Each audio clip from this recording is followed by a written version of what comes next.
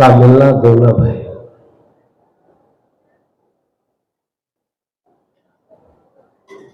उनका स्वभाव,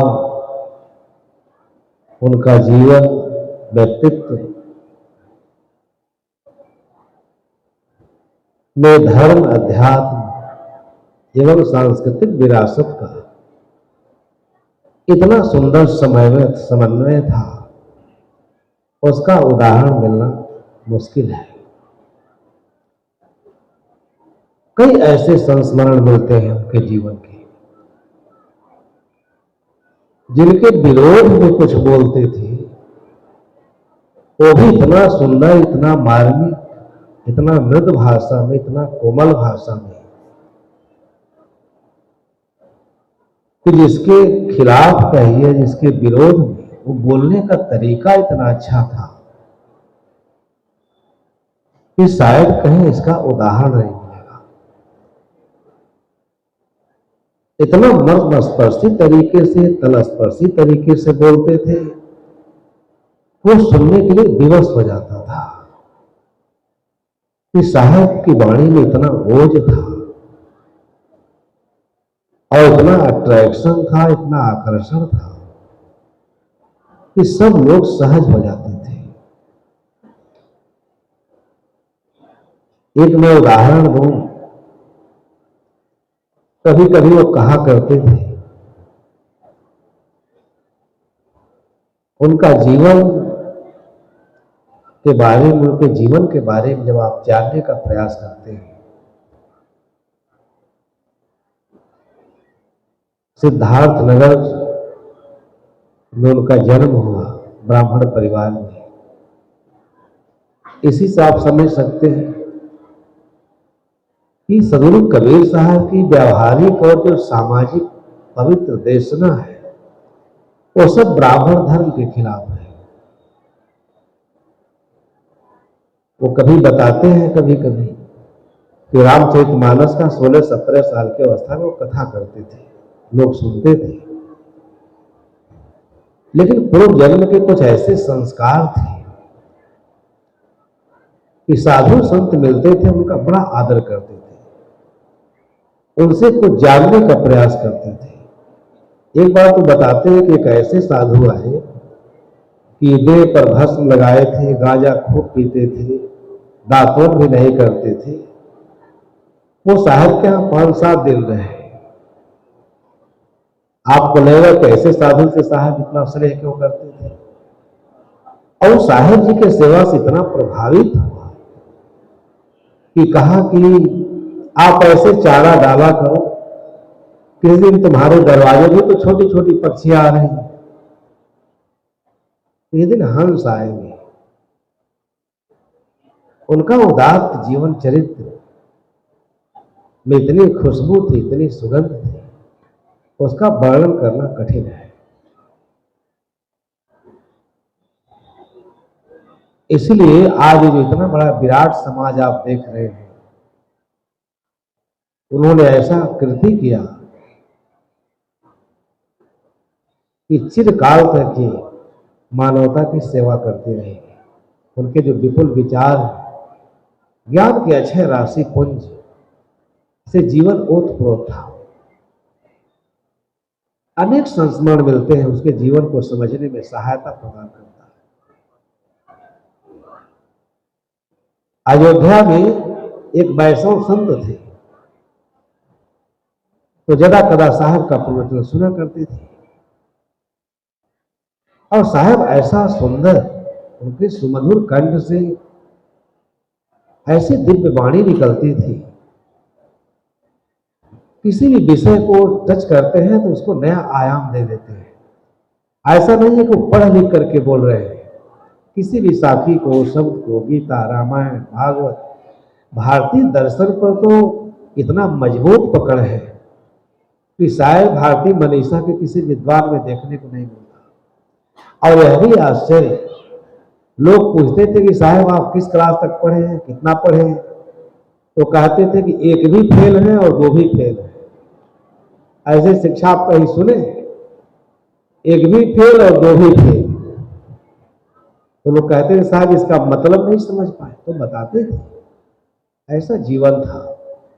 कहे कि पिताजी स्वतंत्रता संग्राम सेनानी थे, तो कोई कांड हुआ होगा तो जेल में चले गए, पुलिस वाले पकड़ ले गए, ब्रिटिश हुकूमत की बात है।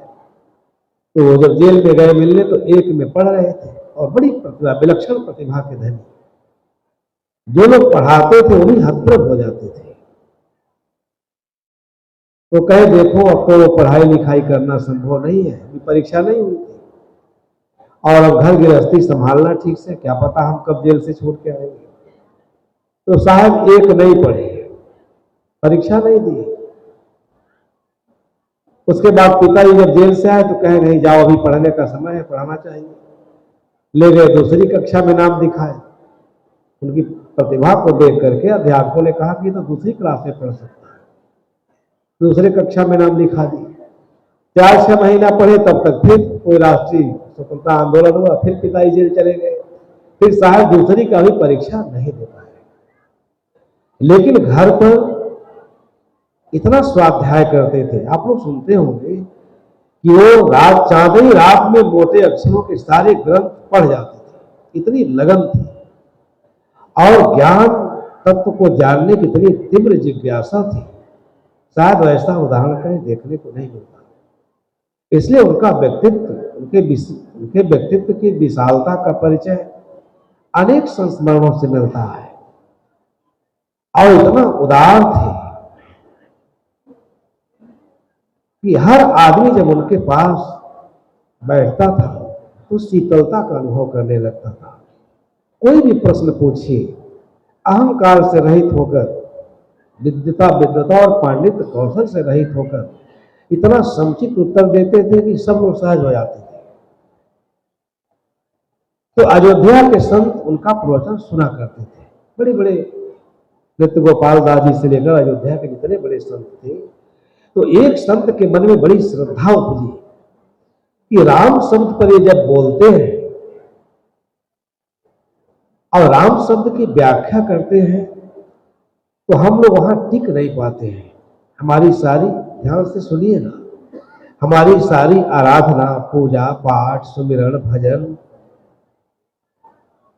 ये श्री अभिलाष साहब की दृष्टि में सब निरर्थक है। और तर्क इतना तर्कशीलता थी और नैतिकता के साथ, उस श्रेणी की नैतिकता के साथ, प्रेम मूलक नैतिकता के साथ अपनी बात कहते थे, तो लोग विमुक्त हुए बिना नहीं रह सकते थे। तो उनके मन में जिज्ञासा हुई कि एक दिन अपने आश्रम में प्रवचन कराएं। साहब के पास गए, निवेदन किया, तो साहब हंस कर कहे कि भाई हम तो आपके खिलाफ बोलते हैं, तो हमको वहां प्रवचन करने के लिए ले जाने का क्या औचित्य है, क्या मतलब है। उन्होंने कहा नहीं साहब, आप सबके लिए बोलते हैं, आपके दिव्य वाणी में और अलौकिक वाणी में इतना रस है, वह रस टपकता है तो हर आदमी वहीं अपना ध्यान केंद्रित कर लेता है। ऐसा लगता है सभी धर्म शास्त्रों में से छान करके, और ऐसा सारभूत अंश को कहते हैं जिससे हृदय जो है बिल्कुल गदगद हो जाता है। जो उस वाणी को हृदयगम करता है उसे लगता है कि तो वेद शास्त्र में जो कुछ हम पढ़े हैं वो बहुत कम है, साहब जो कहते हैं वो बड़ा अद्भुत है। वो तुरंत उनके वाणियों में विचरण करने लगता था। इसलिए साहब आप सबके लिए कहते हैं, आप चले, हम आपके श्री मुख से अपने आश्रम में प्रवचन कराना चाहते हैं। साहब कहे ठीक है।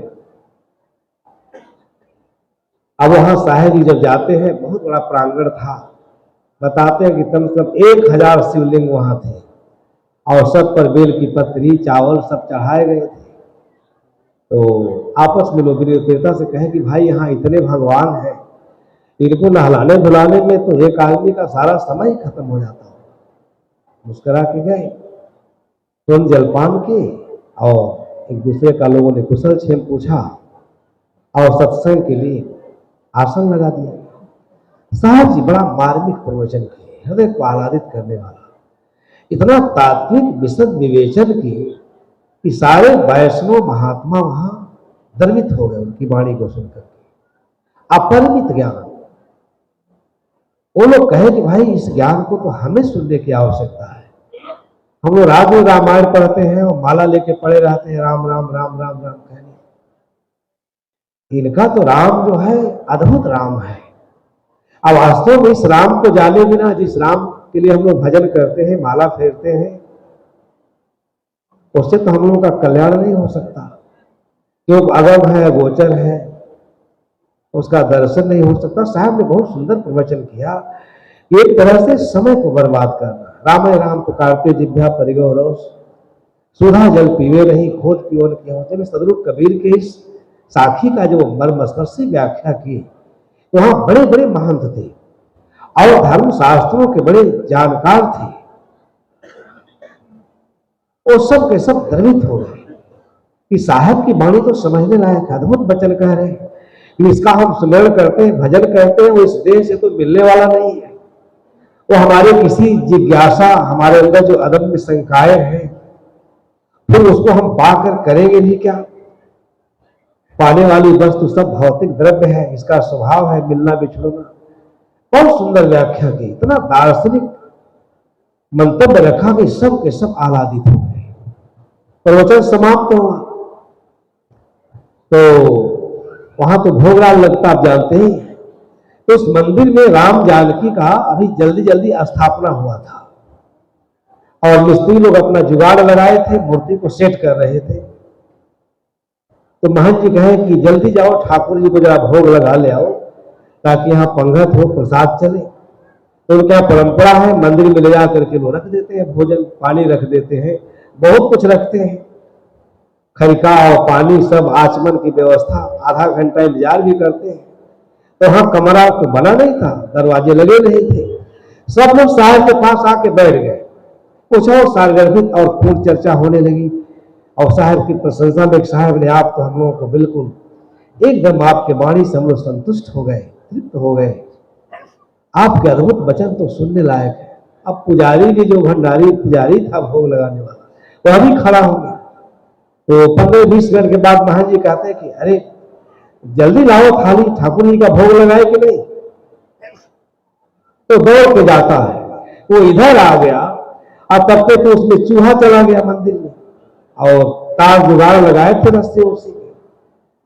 और उस चूहा को देख करके बिल्ली चली गई, और बिल्ली ऐसा कस के झपट्टा मारी कि रस्सी टूट गया और मूर्ति गिर गई।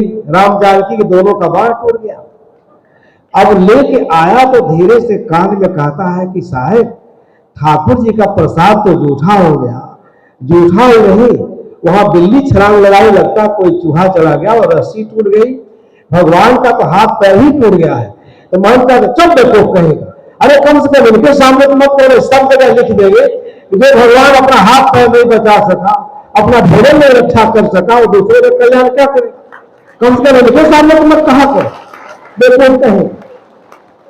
तो साहब जी के व्यक्तित्व की ये उदारता थी, ये महिमा थी कि जो लोग सुनते थे और इतना कस के डांट के कहे, देखो कम से कम इनके सामने तो मत कहो, अभी सब तरफ लिख देंगे, चारों तरफ फैल जाएगा जो भगवान अपना भोजन नहीं रखा सका, बिल्ली से अपना हाथ पैर तोड़ा गया, तुम्हारी क्या रक्षा करेगा?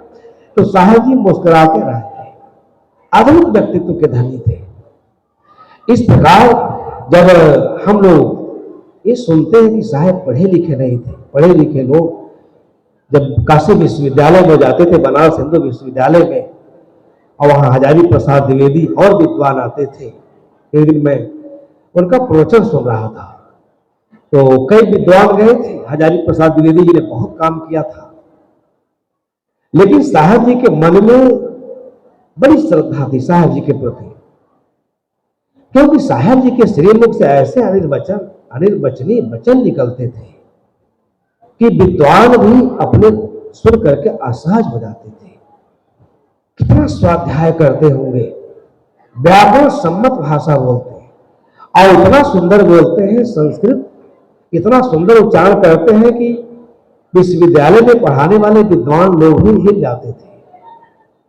ये उनके जीवन की विशेषता थी। तो वहां मैं सुन रहा था कि साहब जी गए, कई विद्वान थे, सबकी बात हुई, कबीर और कबीर की देन पर सब पहले के प्रोफेसर लोग बोले, और जब साहब का नंबर आया तो साहब ने कहा कि आप लोगों ने संतों को पंथाई कहा है, लेकिन सबसे बड़े तो पंथाई का जो चिन्ह मिलता है आप लोगों में मिलता है, क्योंकि आप सही समीक्षा नहीं करते। इतना साहस था कि जब वो कोई बात कहते थे इतना तार्किक ढंग से कहते थे। इतिहास, परिवेश, पूर्व पक्ष और वर्तमान कि विद्वान लोग कहते थे कि हम लोग का लिखा पढ़ना तो सब बेकार हो गया, तुच्छ हो गया। राम कुमार जी के बारे में आप लोग जानते हैं कि साहब जी ने राम कुमार जी को बहुत डांटा।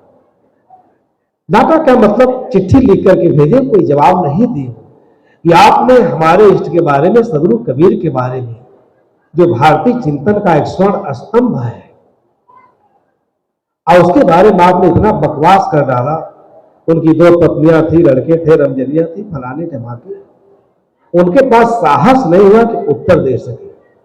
इतना बढ़िया मार्मिक लेटर लिखे तो विद्वान लोग ही हिल जाते थे। और कई आयाम है उनके जीवन का। सदगुरु कबीर साहब के बारे में जो विद्वान लोग पहले लिखते थे, पढ़ते थे,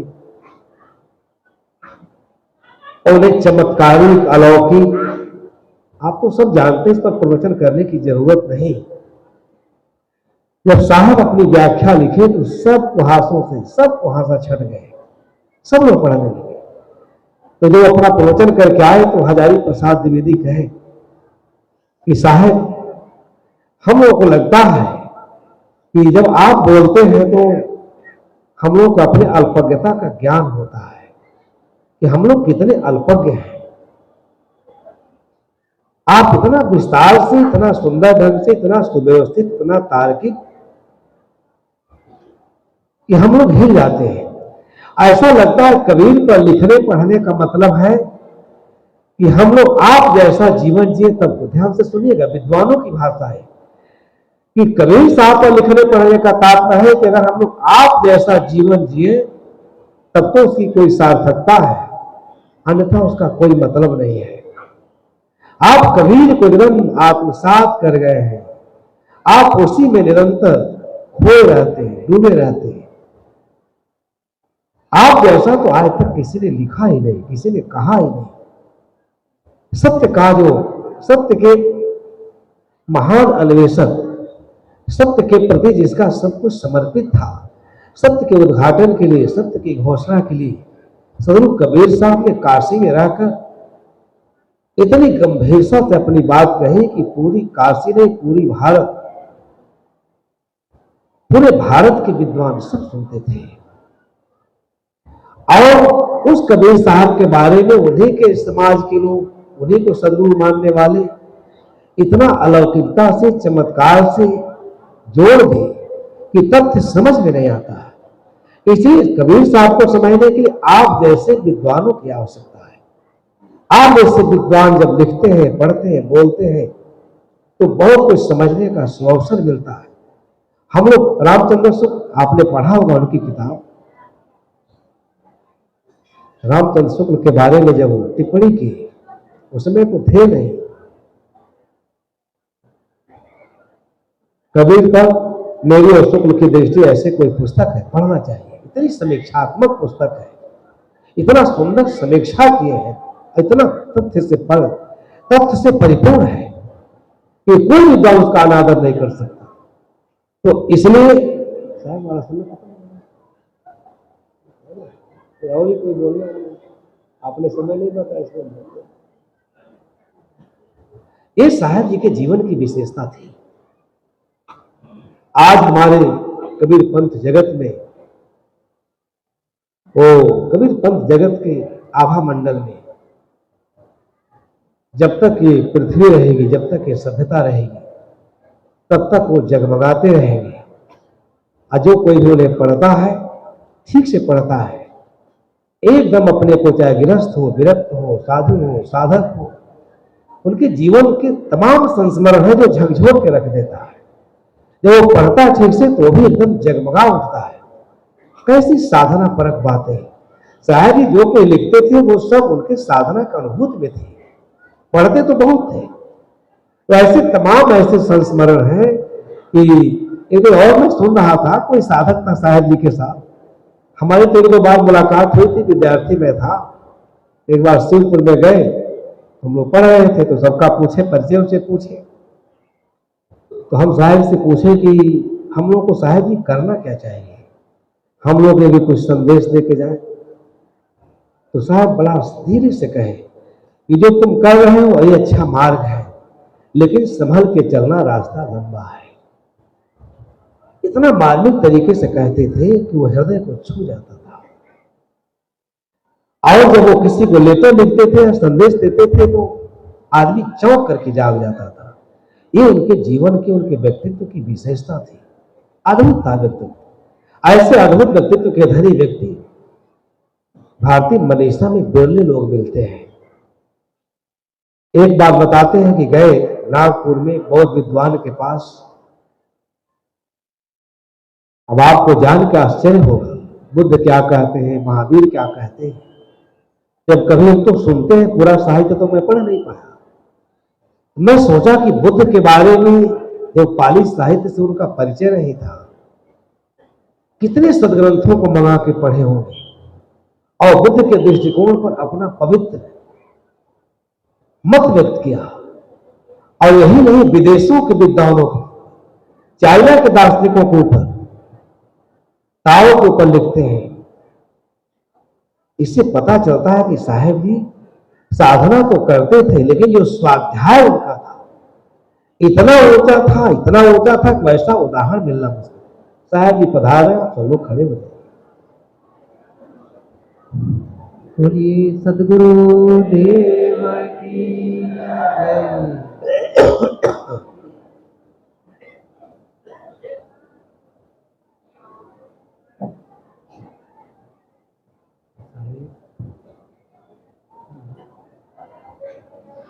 साहिब बंदगी साहिब, सभी लोग बैठ जाएं, अपना स्थान ग्रहण करें।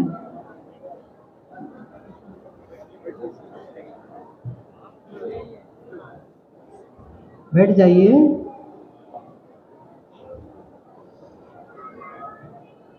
बोलिए सदगुरु कबीर साहेब की, सदगुरु अभिलाष साहेब की।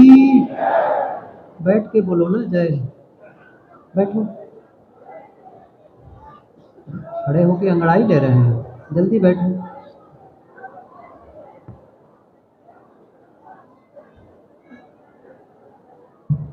साहब जी पूरा हो गया, बस हाँ कर दीजिए। इतनी बड़ी सभा, पूरा भारत यहाँ इकट्ठा हुआ है। इस साहेब जी के व्यक्तित्व और उस व्यक्तित्व के संबंध से पूरा भारत अप्लावित है। उनका साहित्य पूरे भारत में पढ़े जाते हैं। शायद कबीर पंथ जगत में इतनी बड़ी सभा, अब पूरे भारत। हम एक बार गए पिछले साल उड़ीसा, तो उड़ीसा के बगल में थे हम लोग, वहां के कुछ भक्त आए थे और साहब जी के बारे में कह करके बड़ा भावुक हो जाते थे। साहब जी गए थे, साहब जी कहे कि देखो तुम लोग हमारा साहित्य पढ़ते रहना, कबीर साहब का प्रचार करते रहना, इससे समाज का बहुत लाभ होगा। तो इसलिए इस सदगुरु श्री अभिलाष साहब के व्यक्तित्व के कारण ही उससे आप्लावित होकर आज भारत के कोने कोने से लोग आए। आप सभी लोग जो उन्होंने निर्देश दिया हमारे लिए, उस निर्देश को आत्मसात करके जीवन जिए, अपना कल्याण करें। इन्हीं शुभकामनाओं के साथ में अपने विचारों को विराम देता हूं। प्रेम से बोलिए श्री सदगुरु देव की। बहुत बहुत आभार पूज्य साहेब जी, आप अपने व्यस्ततम समय से समय निकाल करके पधारे और सुंदर विचारों से हम सबको लाभान्वित किए। इसी प्रकार आपका विचारों का लाभ हम सबको मिलता रहे, यही अपेक्षा है। आज विगत वर्षों की भांति पूज्य गुरुदेव जी के संस्मरण में, उनकी स्मृति में कुछ परिचर्चा संतों से सुनी और पूज्य संतजनों से सुनी। पूज्य साहिब जी विराजमान हैं। एक भजन सुनते हैं गुरुदेव जी के भजन, गुरु शरण जी से, है ना। हाँ, एक भजन सुनते हैं। गुरुदेव जी ने जो कुछ